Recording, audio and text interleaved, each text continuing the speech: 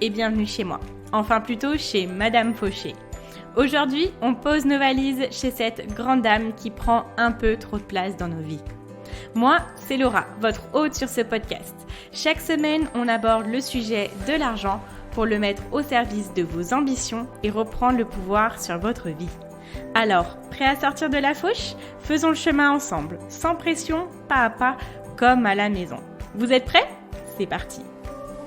Bonjour à tous. Aujourd'hui, je suis vraiment très heureuse de vous retrouver. Pourquoi ? Parce qu'on va apprendre comment gérer son budget chaque mois. Pour tout vous dire, c'est le sujet que je voulais faire en tout premier.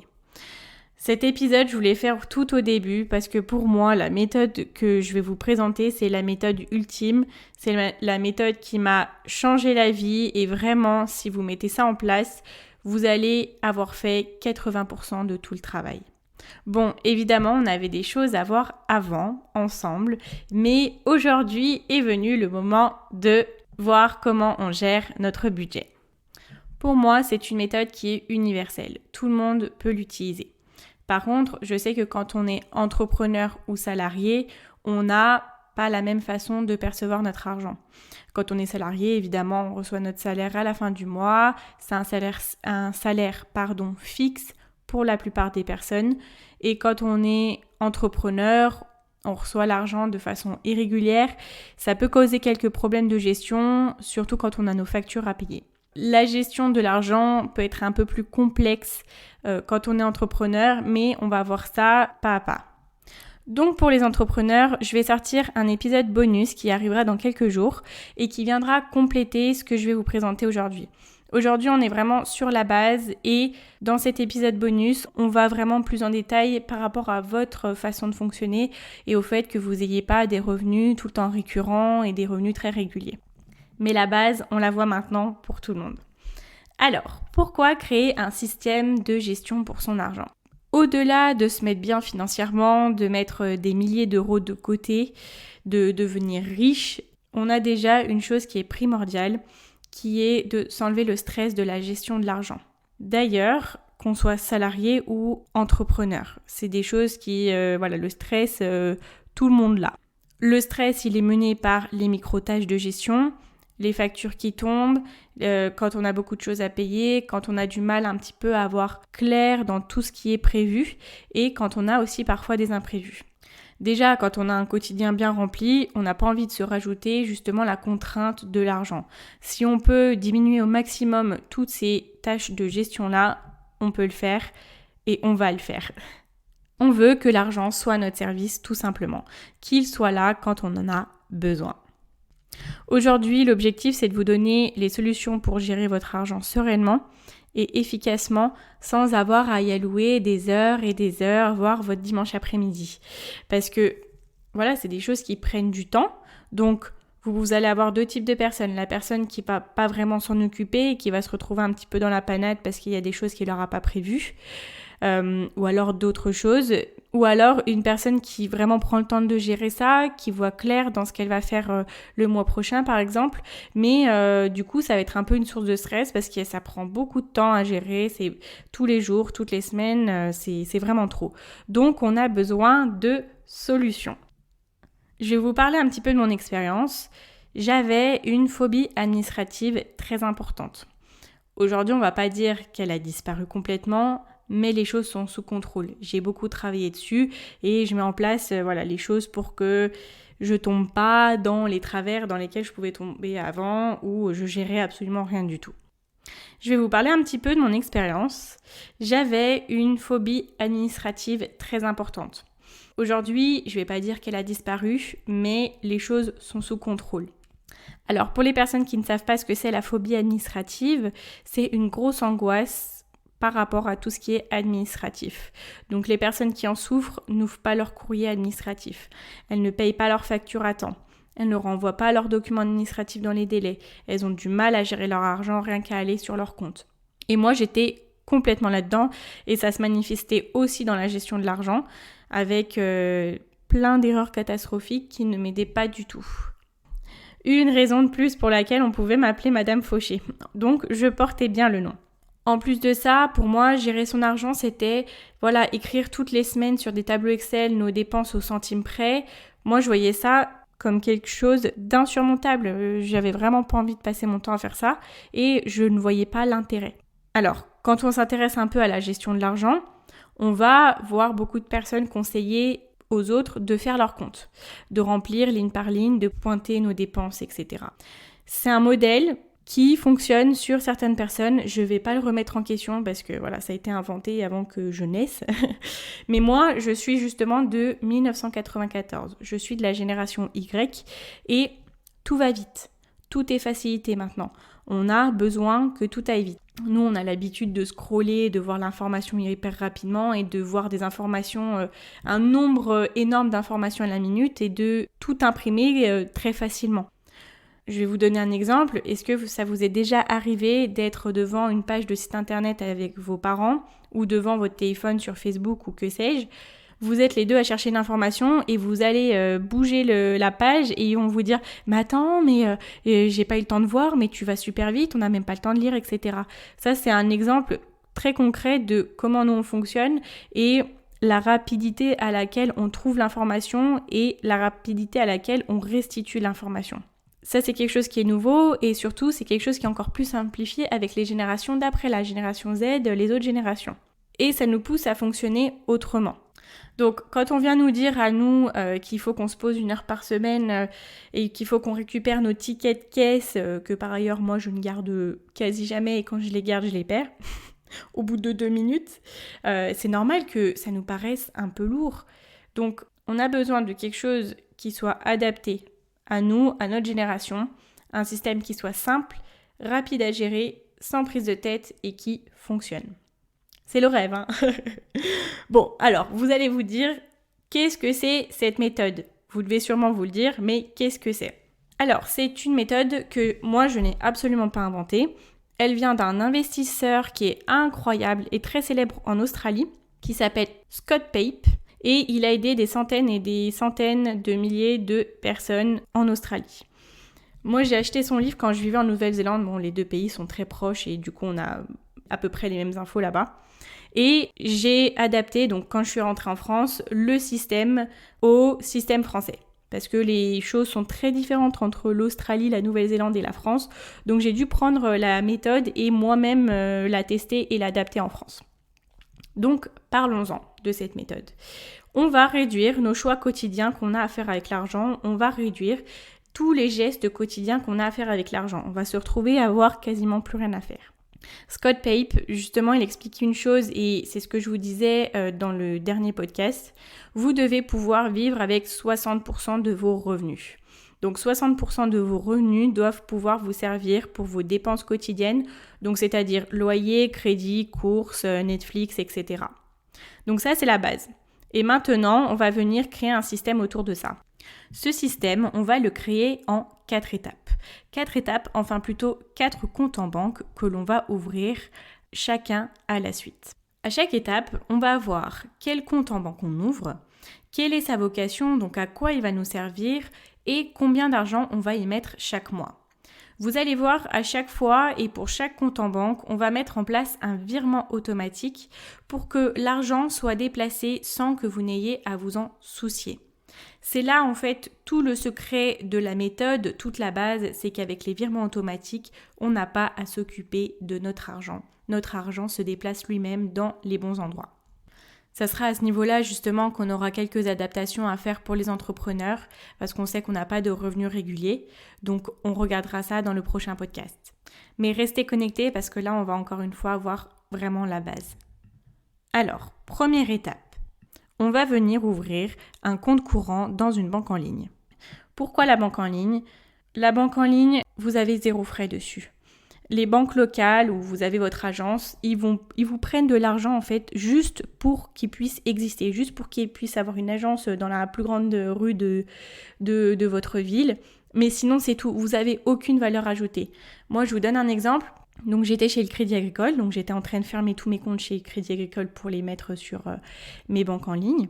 J'y vais, je me déplace là-bas, du coup pour profiter de leur service d'être une agence locale, on me dit faut envoyer un courrier en recommandé, ou alors il faut faire un courrier et venir nous le déposer ici, ou alors il faut prendre rendez-vous. D'accord, donc ça sert à quoi en fait que je me déplace dans votre agence qui est locale et que accessoirement je paye dans mes cotisations? À rien, ça me fait juste perdre mon temps. Et à côté de ça, vous avez des banques en ligne, vous les appelez, vous pouvez faire beaucoup de manipulations rien qu'au téléphone. Vous pouvez leur envoyer des courriers ou des mails aussi, ils sont ultra disponibles. Tout ça pour 0 € par an. Comment choisir votre banque en ligne? Donc suivant le moment où vous allez écouter ce podcast, je vous invite à vous renseigner pour trouver la banque en ligne qui a le moins de frais. Donc celle qui vous coûte 0 au quotidien. 0 € de frais de gestion de compte. Celle qui a le meilleur service client. Et celle qui a les meilleurs comptes épargne avec les meilleurs taux d'intérêt. Et bien sûr qui a une carte de crédit gratuite. Ces 4 critères sont les plus importants. Regardez et vous trouverez la meilleure banque en ligne. Toutes les années, vous avez des classements. Alors, à partir de ça, vous prévenez votre employeur que vous avez changé de compte et vous rapatriez tous vos revenus sur ce compte. Donc, si vous étiez déjà en banque en ligne, bravo à vous, on n'a pas à faire ces changements. Pour les entrepreneurs, je vous invite à changer de RIB pour annoncer à vos clients que maintenant les virements vont se faire sur ce compte en banque. Juste petit aparté, pour vous donner un exemple, chez Crédit Agricole, mon compte me coûtait 100 € par an. Boursorama, au contraire, 0. Donc vraiment, faites-le, vous verrez, déjà ça va vous économiser 100 €. Vous pouvez aller voir vos coûts de gestion de compte, vous allez voir quand vous ajoutez ça tous les mois, vous allez rigoler. Alors, le pourcentage que je vous ai donné qui est de 60% au niveau de vos frais mensuels, c'est un pourcentage qui est valable pour tout le monde. En fait, ça va être une ligne directrice qui va vous permettre d'adapter vos dépenses au quotidien. Ça va vous donner comme une base. Bien sûr, si vous êtes un peu plus, un peu moins, vous pouvez l'adapter. Mais c'est un peu un guide qui vous permettra de réduire vos dépenses pour arriver à ces 60% de dépenses. Donc, deuxième étape, on va ouvrir un deuxième compte courant dans une autre banque qui a les caractéristiques suivantes. Banque en ligne, toujours, celle qui a le moins de frais possible, carte de crédit gratuite et surtout qui n'a pas de minimum de versement par mois. Vous allez voir un petit peu plus tard pourquoi.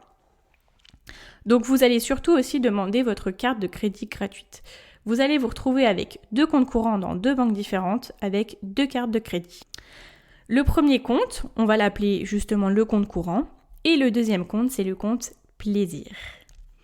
Alors, dès que vous aurez rapatrié toutes vos dépenses et vos ressources sur le compte courant, on va mettre en place vos virements automatiques.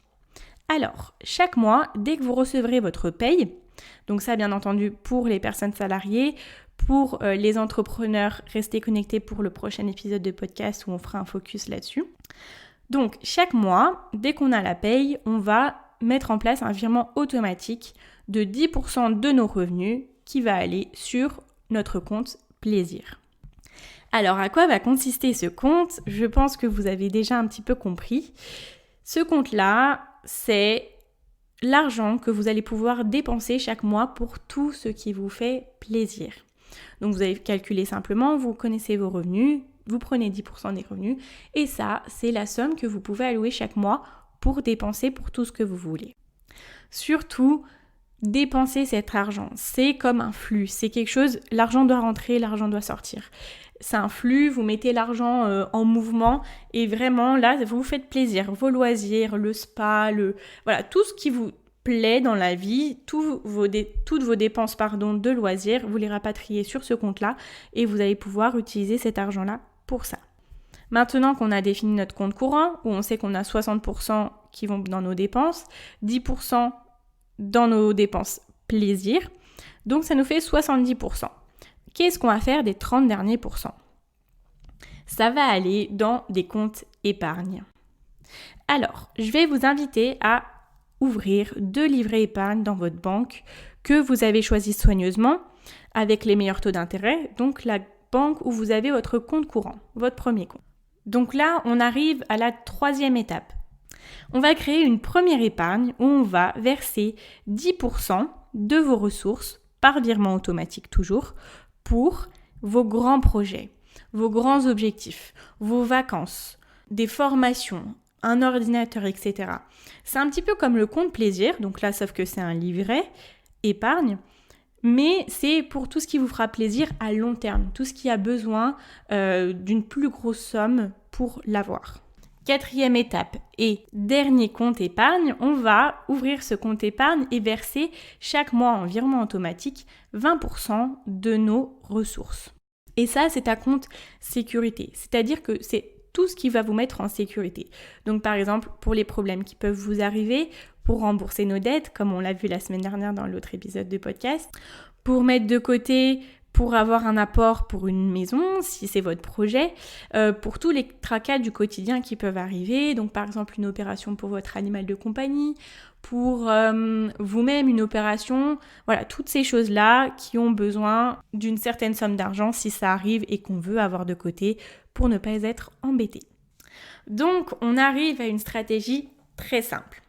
J'espère que voilà, c'est assez clair pour vous, je vais la résumer pour vous. Alors, on va ouvrir un compte courant dans une banque en ligne. De là, on va mettre toutes nos ressources sur ce compte courant. On calcule, on sait qu'on a 60% de ce qui arrive dans notre compte courant qui va être pour nos dépenses journalières. On va mettre en place 3 virements automatiques. Le premier virement, un virement de 10% sur notre deuxième compte courant dans notre autre banque, qui est notre compte plaisir. Ensuite, un deuxième virement qui est de 10% sur le premier livret épargne, qui est notre compte pour les grands projets. Et le troisième virement, qui est un virement de 20% sur le deuxième livret épargne, qui est notre compte sécurité. De là, vous avez votre budget qui est géré automatiquement chaque mois. Dès que votre paye tombe, l'argent est distribué dans vos différents comptes. Donc avec les pourcentages, ça vous permet d'adapter vos dépenses. Ça vous permet de mettre en place des objectifs d'épargne. Je suis ravie de vous dire que maintenant les choses sont sous contrôle. L'argent est distribué au bon endroit, chaque mois.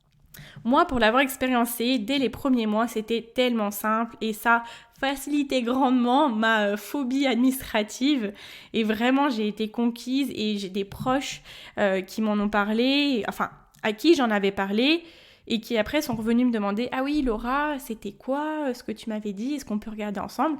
Et vraiment, ça les a vraiment aidés. Ils étaient beaucoup plus sereins sur ce qu'ils allaient dépenser tous les mois et où allait leur argent. Bien sûr, pour les entrepreneurs, c'est une base. Je sais que vous n'avez pas les mêmes revenus chaque mois. Moi, c'est la même chose. Mais ça vous permet de voir un petit peu comment gérer votre budget en termes de proportion. Même si l'argent n'arrive pas au bon moment, n'arrive pas toujours au même moment, vous savez qu'à la fin de l'année, c'est pareil, c'est des pourcentages. À la fin de l'année, vous devez avoir 60% qui est parti dans vos dépenses journalières, 10% dans vos plaisirs, etc., etc. J'espère que ça peut quand même vous aider et vous donner une base et vraiment faites-le, mettez en place ces comptes, même pour vous. Et on verra ça dans l'autre épisode. Voilà, j'espère que vous allez aimer ce système autant que moi je l'ai aimé. Bien sûr, il va falloir obligatoirement vous pencher sur vos dépenses quand vous démarrez. Je ne vous dis pas que c'est quelque chose, avec ce système-là, on passe 0 minute à gérer notre argent. Non, il faut quand même s'y pencher un petit peu. Mais après, au moins, vous saurez combien vous dépensez chaque mois et dans quel domaine. Avec les pourcentages que je vous ai donnés, vous allez pouvoir encore plus les adapter. Et quand c'est fait, vous n'avez plus besoin d'y toucher. Alors, merci à vous de m'avoir rejoint aujourd'hui chez Madame Fauché. Pour les entrepreneurs, on se retrouve dans l'épisode bonus qui arrivera très bientôt. Et pour tout le monde, je vous invite à vous abonner au podcast et à me laisser une note si la plateforme vous le permet. Je vous dis encore merci d'être là et de m'avoir écouté. Je vous dis à très vite et en attendant, prenez soin de votre argent.